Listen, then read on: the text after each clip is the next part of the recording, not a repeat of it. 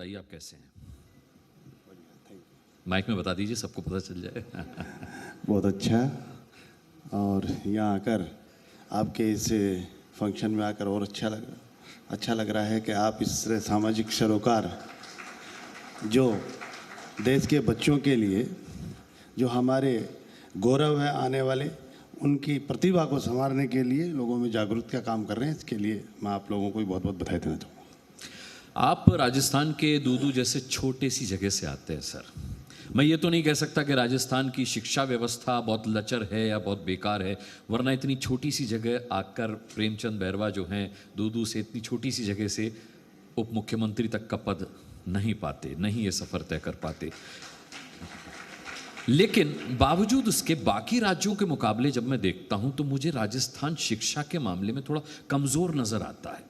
ऐसा क्यों रहा? यहाँ तो राजस्थान की परिपाटी रही Congress BJP, Congress BJP, Congress BJP, यानी हर साल 5 साल के बाद बीजेपी को मौका मिला। फिर आखिर ऐसी कहाँ कमी रह गई, क्या खामी रह गई जो राजस्थान शिक्षा के क्षेत्र में बाकी कई राज्यों से पिछड़ा हुआ है थोड़ा?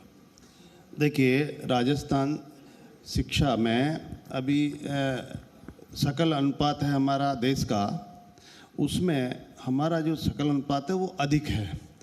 तो मैं नहीं मानता कि इतना पिछड़ा हुआ है, लेकिन यह है कि हमारे शिक्षकों की, हमारे छात्रों की जो उनकी मेहनत है, और उस मेहनत से निश्चित रूप से वो आगे बढ़ रहे हैं। और जब देश से सकल अनुपात जो नामांकन अनुपात है उसमें सबसे ज़्यादा हमारा है रेशो, तो मैं मानता हूँ कि और इसमें सुधार किए जा रहे हैं। हमारे यशस्वी मुख्यमंत्री जी और हमारी सरकार निश्चित रूप से इसको और अधिक अच्छा बनाने के लिए प्रयास कर रहे हैं। आप प्रेमचंद जी खुद पीएचडी होल्डर हैं और एक ऐसा व्यक्ति जो शिक्षा को इतना ज़्यादा करीब से और इतना ज़्यादा पसंद करता हो, खुद इतना ज़्यादा पढ़ाकू रहा हो, तो मुझे लगता है कि उच्च शिक्षा मंत्री के तौर पर एक भूमिका आप बहुत बखूबी निभा रहे हैं। आप उप मुख्यमंत्री भी हैं राजस्थान के, आपसे उम्मीदें और ज़्यादा बढ़ जाती हैं। सबसे बड़ी चुनौती राजस्थान के उच्च शिक्षा मंत्री के तौर पर आपको क्या नज़र आती है कि मुझे ये दूर करना है? अभी मैंने रिपोर्ट में देखा कि बहुत सारी चीज़ों में होना है, करना है, होगा था, ये कब तक हो जाएगा? देखो, हम सबसे पहले जो हमारी राष्ट्रीय शिक्षा नीति 2020 है, इसको हम ज़्यादातर उसको हम धरातल पे लाना चाह रहे हैं। इसके लिए हम प्रयास कर रहे हैं, और उसमें स्किल जो बच्चों को कोर्स के साथ साथ हमें करानी चाहिए। आर्टिफिशियल इंटेलिजेंसी, एआई, इसके लिए लोगों को बहुत ज़्यादा नई टेक्नोलॉजी से जुड़ाएं, ताकि आने वाले भविष्य में जो देश की चुनौतियां उनका हमारा युवा सामना कर पाए। इसलिए हम ज़्यादा टेक्नोलॉजी के क्षेत्र में हम ज़्यादा काम करेंगे तो एक अच्छा शिक्षा का स्तर बढ़ेगा। आपने एआई की बात की, आपने कहा एआई आ गया है, बच्चों को एआई इंट्रोड्यूस करना चाहिए, लेकिन अभी पुरानी समस्याओं से ही बच्चे बाहर नहीं निकले हैं। अभी बस्तों का बोझ कम नहीं हुआ है उनकी पीठ पर से। तो आपको लगता है कि अभी हम लोगों को जड़ों में बहुत काम करना है? पेड़ कब बड़ा होगा, कब फल देगा, ये बड़ी दूर की कौड़ी है। अभी हमें बेसिक शिक्षा पर, बच्चों की सुविधाओं पर, बच्चों के ऊपर बस्ते का बोझ। मुझे याद है जब 2014 में मोदी जी आए थे तब उन्होंने डिजिटल को बढ़ावा दिया, लेकिन शिक्षा के क्षेत्र में हम अब तक डिजिटल होने के मामले में सबसे ज़्यादा पिछड़े हुए हैं। ऐसा क्यों?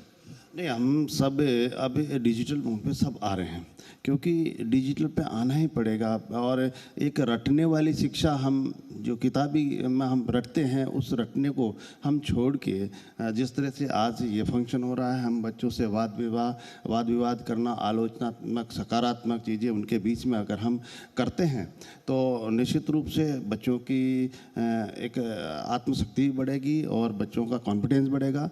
तो इस ओर हमारे को अग्रसर होना चाहिए, क्योंकि हम रटते हुए आ रहे हैं, उसी पुरानी पद्धति को चलाते आ रहे हैं, तो उसमें बहुत सारे बदलाव करने की ज़रूरत है।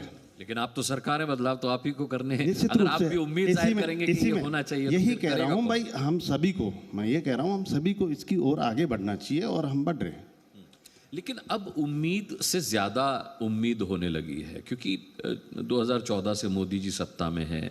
भारतीय जनता पार्टी देश के तमाम राज्यों में, ज़्यादातर राज्यों में अपनी अपनी सरकार है। मतलब अगर कहूँ तो डबल इंजन की सरकार है। अब इच्छा शक्ति में कमी है, संकल्प शक्ति में कमी है, या फिर मशीनरी में कमी है? कमी कहाँ है जो चीज़ें हो नहीं पा रही? देखो, मशीनरी में कोई कमी नहीं है और इच्छा शक्ति में कोई कमी नहीं है, काम हो रहा है। और इस शिक्षा के क्षेत्र में मैं ये कह सकता हूँ कि राजस्थान में तो हमारा बहुत अच्छा काम हो रहा है। बच्चों को सुविधा, बच्चों के जिस तरह से उनको एनवायरनमेंट मिलना चाहिए उस तरह हम कॉलेजेस में काम करवा रहे हैं, हमारी स्कूलों में भी हम वहाँ तक काम करा रहे हैं। और मैं मानता हूँ कि धीरे धीरे कुछ समय लगता है, लेकिन हम इस ओर अग्रसर हो रहे हैं।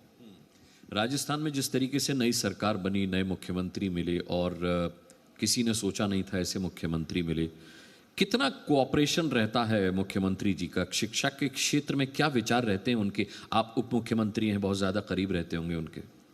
देखो, हमारे यशस्वी मुख्यमंत्री जी जिस तरह से कोऑपरेशन देते हैं शिक्षा को, और शिक्षा को शुरू से ही उन्होंने कहा कि हमारे जो आने वाले भविष्य है, जो हमारे यशस्वी प्रधानमंत्री नरेंद्र मोदी जी का जो सपना है विकसित भारत का, विकसित भारत 2047 का, तो इन बच्चों की प्रतिभा को संवारने का हम काम करें और आने वाले भविष्य को इनके हाथ में जाना है। और जिस तरह से आधुनिकता का ज़माना है उसमें हम बच्चों की प्रतिभा को आगे बढ़ाएं, तो इनकी सारी सुविधाएं और इनको आगे करने में हमारे मुख्यमंत्री जी बहुत पहल करते हैं और हमें हमेशा मार्गदर्शन हम लेते रहते हैं और उस हिसाब से हम काम करते रहते हैं। आपने बच्चों की प्रतिभाओं की बात की, बच्चों की प्रतिभा की बात की, और मोदी जी स्किल डेवलपमेंट की बात करते हैं। आपको लगता है राजस्थान के मुतालिक, इसलिए मैं आपसे जोर देकर के ये बात पूछना चाहूँगा कि हम जब कोटा के बारे में सुनते हैं, जब जानते हैं, तो बड़ा तकलीफ होती है। जिस तरीके से बच्चों पर महत्वाकांक्षाएं हावी हैं, एजुकेशन हावी है। मैं अगर हिंदुस्तान भर की खबरें और नक्शा उठा के देखूं तो कोटा नंबर 1 पर आएगा जहां बच्चे आत्महत्या करते हैं। क्यों नहीं उप मुख्यमंत्री जी, क्यों नहीं प्रेमचंद बैरवा जी, क्यों नहीं उच्च शिक्षा मंत्री जी राजस्थान में आपके रहते इस पर लगाम लगती या कोई इस तरीके की योजना बनती? सबसे पहले तो मैं जानना चाहूँगा, इन बच्चों की आत्महत्या के लिए जिम्मेदार कौन है? शिक्षा तंत्र जिम्मेदार है, वो प्रेशर जिम्मेदार है, महत्वाकांक्षाओं का जो माता पिता उन पर डालते हैं, या व्यवस्था जिम्मेदार है? देखिए, इसमें सारी ही जिम्मेदार है। इसमें पेरेंट्स भी जिम्मेदार है, इसमें शिक्षा जो हमारा कोचिंग चलाने वाले जो डायरेक्टर वो भी इसमें जिम्मेदार है। हम उसकी जिम्मेदारी हम सब ले रहे हैं और हम सबको इस जिम्मेदारी से उनको बाहर निकालने की आवश्यकता भी है। जिस तरह से मैंने आते ही उसके बाद कलेक्टर को एक कमेटी बनाकर उनकी मॉनिटरिंग के लिए किया, लेकिन अब पिछली विधानसभा में मैंने इसको बिल लेके आया और वो बिल परिवर समिति में चला गया, कुछ दिनों बाद आएंगे। तो इसमें हमने कई नियम नियंत्रण इन कोचिंग संस्थाओं पे करने के लिए हमने बनाए हैं, जिसमें कोचिंग संस्थाओं का रजिस्ट्रेशन हो, बच्चों की संख्या, फीस का, इस तरह का, और बच्चों को इतना प्रेशर, उस कितने घंटे उनको पढ़ाना, फिर बीच में उनको रेस्ट देना, उनको खेलों से जोड़ना, इस तरह के हमने उस बिल में प्रावधान रखे हैं।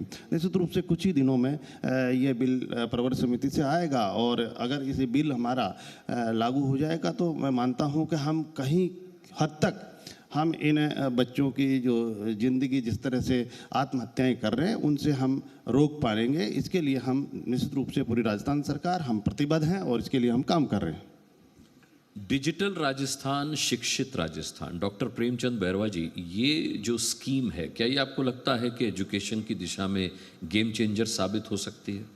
निश्चित रूप से डिजिटल शिक्षा में तो आप हर चीज़, आज का युवा हमारा इस ओर जा रहा है और जाना भी चाहिए। जब पूरा विश्व इस ओर चल रहा है तो राजस्थान और पूरा देश भी हमारा इस ओर चल रहा है और हमारे आने वाले युवा इसमें प्रगति निश्चित रूप से पाएंगे और आज की व्यवस्था को देखते हुए हमें इसकी ओर बढ़ना चाहिए। यहाँ पर कई सारे एजुकेशन मिनिस्टर्स आए, हमने कहा कि वो किस तरीके से अपने स्टेट की एजुकेशन को के लिए प्रतिबद्ध हैं, कटिबद्ध हैं, उन्होंने योजना कई बनाई हैं। एक कॉमन प्रॉब्लम है सर, प्राइवेट स्कूल्स की मनमानी, फीस की मनमानी, बच्चों पर पड़ने वाला अतिरिक्त बोझ, शिक्षा के लिए प्राइवेट स्कूल्स को ज़्यादा तरजीह देना सरकारी स्कूलों के बजाय। आपको क्या लगता है कि राजस्थान में इस दिशा में कितना काम अभी किए जाने की ज़रूरत है? देखिए, मैं आपको ये कह सकता हूँ कि अभी पिछले 5-7 साल में जिस तरह से हमारे सरकारी स्कूलों का जो नामांकन था वो बढ़ा है और प्राइवेट का घटा। निश्चित रूप से बीच में अभी कोविड के टाइम जरूर थोड़ा कम हुआ था, लेकिन अभी मैं एक मीटिंग ले रहा था, शिक्षा मंत्री सारे थे हमारे, जो महात्मा गांधी इंग्लिश स्कूल थे उनके लेकर, तो उसमें मैंने अधिकारियों से जब पता किया तो ये लगा कि हम अब इसमें और अच्छा प्रोग्रेस कर रहे हैं और प्राइवेट की तरफ नहीं जाकर हम ऐसी सुविधाएं उनमें देने का प्रयास कर रहे हैं सरकारी स्कूलों में, जिनसे कि हमारा बच्चा उसकी ओर अग्रसर हो और उसमें एक अच्छे प्रशिक्षक अध्यापक हमारी सरकारी स्कूलों में होते हैं, अच्छी उनमें सुविधाएं देंगे तो निश्चित रूप से आएंगे और हमारा शिक्षा का स्तर और सरकारी स्कूलों का अच्छा होगा। डॉक्टर प्रेमचंद बैरवा जी, आप अपने आप में अगर देखा जाए तो एक मिसाल हैं। मैं पढ़ रहा था कि आपने बकरी भी चराई है, आपने मजदूरी भी की है, आपने सिलाई का काम भी किया है।